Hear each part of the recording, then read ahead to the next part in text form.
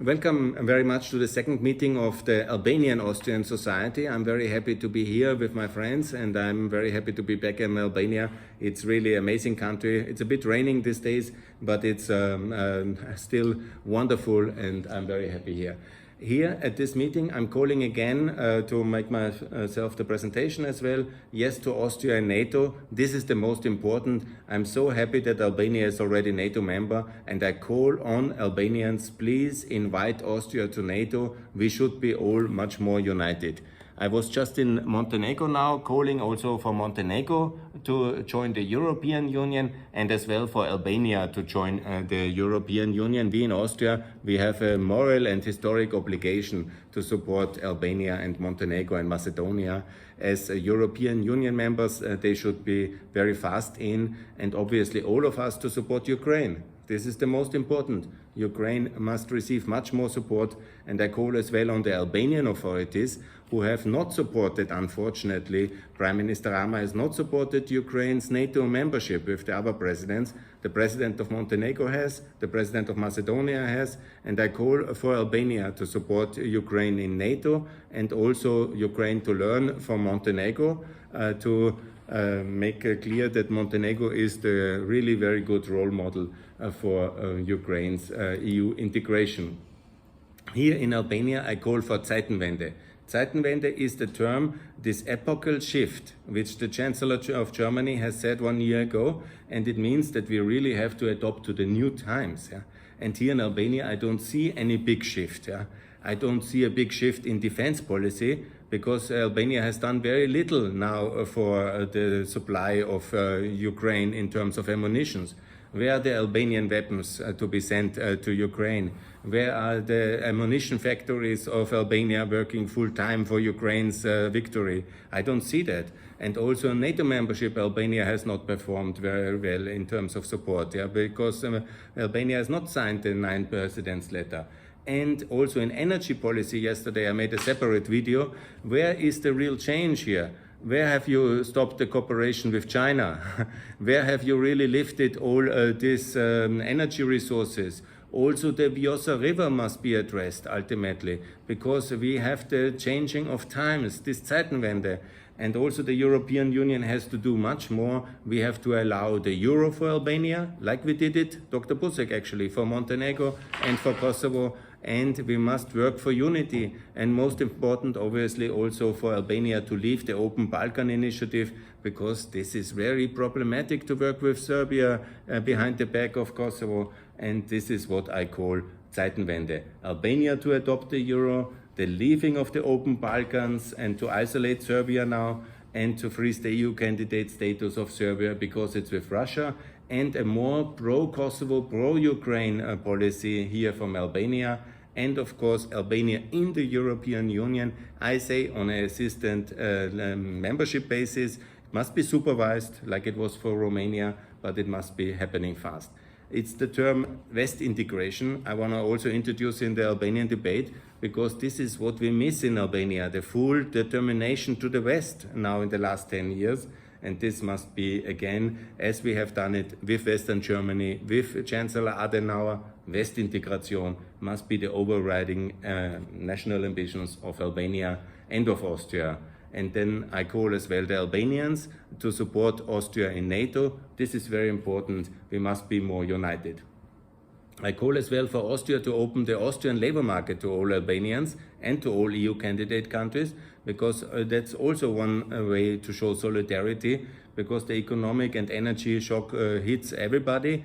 Russia is waging an energy war against us. So how we can help Albania? Obviously by opening the Austrian labor market.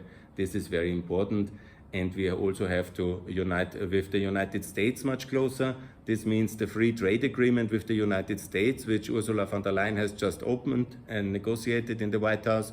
To start this agreement, we want also that Albania and Montenegro must be clearly saying yes to the opening of our trade system towards the West. And again, much deeper cooperation between Austria and Albania is absolutely necessary in the coming years. And that was a bit of a break now in the last 10 years, and that has to be revitalized.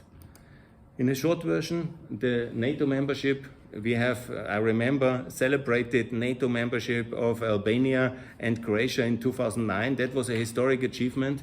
I congratulate all who worked on that one, and the same must be now possible for Kosovo, for Bosnia, and also for Austria and Ukraine. NATO membership works and is delivering, and that's very important.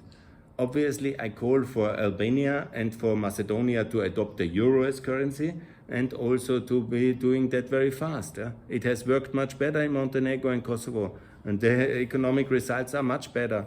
So this is really very necessary, and also to have fast-track, assisted, limited, but membership, because Albania can only develop inside the European Union. I say here, this is also very important, because we did the same when I worked in Brussels. We had exactly the same debate about Bulgaria, Romania. Here are the pictures of the Romanian president, the president of Bulgaria, and the Croatian prime minister. In this spirit we worked, and we managed to have these countries into the European Union. And now in the war in the Black Sea and in Ukraine, it's so beneficial to have the eastern flank in NATO and in the EU. These countries are very developed now, and we have a really much better success in that way. And we need to repeat exactly this spirit after a lost decade, and that's what I'm calling for. I'm calling also for a so-called sector integration. My specifics is the euro, but here also the Schengen area must be basically associated the Western Balkans. It makes no sense to make a fence between Hungary and Serbia and to make very strict border controls here. We must remove the borders here. We must associate all countries fully into the Schengen area. And on economic terms, obviously, we must have the euro in all countries of the EU candidate countries. This is the much better policy. And now with Croatia in the eurozone, we have now to work very hard to convince Romania to join, Bulgaria. And anyhow, it makes no sense, the lake here is an island of lake. There is no sense anymore. And it's also most of the money, investment, diaspora remittances comes from the euro area. So fully adopting the euro is also for the immediate political priority, in my view, for Albania to do that. I'm also critical to the Austrian government, because since the mid of November, the Prime Minister has opted towards an alliance with Orban and with Vucic, and I call against that. We should return to the traditional alliance with Albania. This is the Austrian policy for 30 years, and this is much more effective, and this is what we should stand. And I'm confident that in 2023, Austrian politics will return to the Albanian and to the Kosovo side, to the Southern Balkans, and this mesalliance with Serbia will not continue. But Orban is very active. He is looking for allies everywhere, and he has now found the president of Croatia very problematic. He has made basically this manipulation for Austria to block Schengen, and that's very deeply problematic, and I'm calling against that. And Albania can make a big contribution here, because if Albania leaves the open Balkan, then Serbia is isolated with its specific project, and I'm really very lacking any understanding why this is not happening. And I call again, Albania, leave the open Balkan project. We need the European Balkans, and it's much better for Kosovo and for Montenegro, because they are both not in that project for a reason. And if Albania withdraws its support for this Vucic project, then basically it's false, and that would be really very, very good. And why? Because Serbia has been continuously now maybe saying some good things that in the future they want to be better, but in reality they have the whole year now worked with Russia and not supported Ukraine, not joined the sanctions. Vucic is always saying that maybe one day he will. And then it takes another 3 months for the internationals to react, to understand that he doesn't, and that's deeply problematic. But I'm not anti-Serbian here. I want to make an offer to Serbia. I say let's offer Serbia the euro as a currency for the exchange of the recognition of Kosovo. And that's why it's so important that Albania adopts the euro, because this whole strategy is much more credible. If Bosnia, Albania and Macedonia have the euro, then the Serb middle-class voters will understand that this is now really happening, that we are very seriously, and then this offer is more credible. And that same strategy should happen in Ukraine as well, and I'm advocating for that one. Montenegro is obviously the most important country, the most advanced country in that relation, because of the loss of Montenegro to NATO, and then Serbia started Open Balkans to have more access to the Albanian seaports.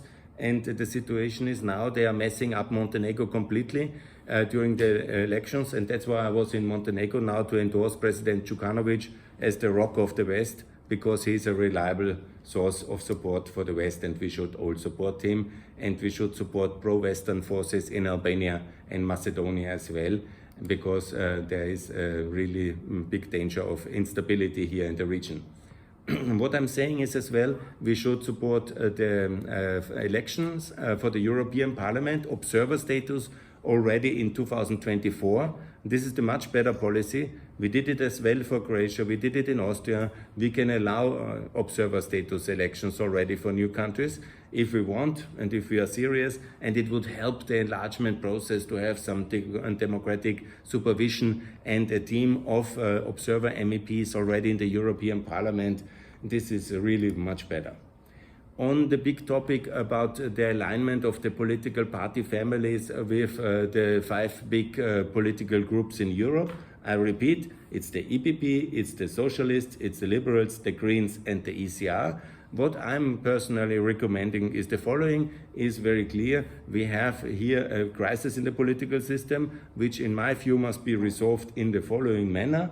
I think the EPP will continue with this rump party from the Democrats, and that's now after this decision the situation. Socialists will continue with Mr. Rama's party, which is now deeply problematic after the discovery of this deep-rooted corruption situation in America with the FBI investigation. There will be very hard times coming according to these investigative committees. So this is really very problematic. So what I call for the liberals is then to work with the Polo de Libertad, with the Meta Party. What I call with the Greens should make an offer to Erion Velia, because the Socialist Party ultimately will split in 2 groups. This is the greener part and the old socialist part, which will be stuck in the present way of doing things.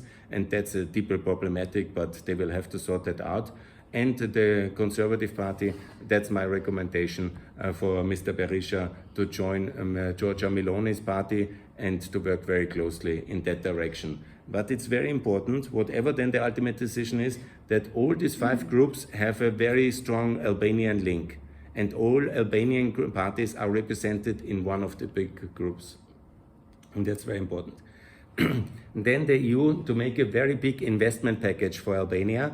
This is what I want, and I proposed already a 2 trillion euro package for Albania, not for Albania alone, that would be too much, but for, of course, the reconstruction of Ukraine and for the infrastructure interconnectivity for all Eastern Europe, because we should have done that 20 years ago. We didn't do it. We should have done it 10 years ago. We didn't do it. Now it's the time, and we have to have European bonds, European debts, and we have to build the European infrastructure from Albania to Ukraine by European taxpayer money. There is no other way. Albania and Ukraine, or Ukraine obviously not, but also Albania cannot build the railways and highways themselves. We need to do that. Like, I want to reiterate, 120 years, the Austrian Empire was able to build a railway until Herceg-Novi in Montenegro. You know, until Trebinje, a big railway, and a small railway until Selenica in Herceg-Novi. And this is what unions do. And they can pool these resources, and that's what they have to do. And that's what I'm calling for. The infrastructure needs are very clear. We need a north-south fast train for passenger traffic for the tourism needs. We need a transport railway structure inside the Balkans. We need a highway towards Thessaloniki. We need a highways towards Ioannina. We need to finish the Adriatic Highway. We need to finish the Kosovo Highway. We need to finish the Macedonian Highway. And we need all these railway links as well. It's completely beyond understanding that in 2023 I even have to say these things still here, because they are all not finished. So the last 10 years were completely lost for Albanian infrastructure. And so again, the logic is, first of all, it must be funded by the European Union. We need a 6 billion euro for 6 years project out of the victory bonds for exactly that, because otherwise it's not working. The Western Balkan Investment Initiative is very nice, but it's not enough. We need to be more serious with the candidate countries. And it's also our businesses here, it's our consumers, it's our benefit, and so it's justified. Coming to the economics, I want to reiterate, Albania cannot develop outside of the European Union. Why? Because the challenge of the past is simply too big. Yeah?